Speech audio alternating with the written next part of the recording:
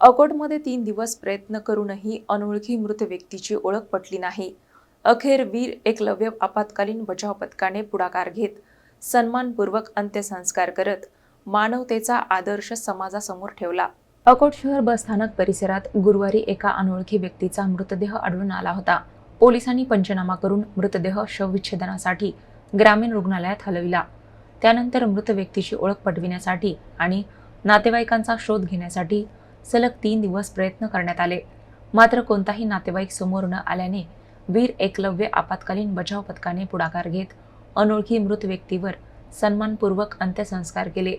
यावेळी पथकाचे अध्यक्ष पांडुरंग तायडे, सदस्य, अकोट शहर पोलीस, नगर परिषद कर्मचारी आणि इतर नागरिक उपस्थित होते.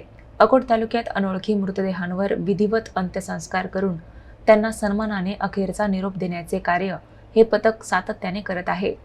या उपक्रमातून नातेवाईक नसले तरी प्रत्येक व्यक्तीला सन्मान मिळालाच पाहिजे हा माणुसकीचा संदेश पुन्हा अधोरेखित झाला आहे.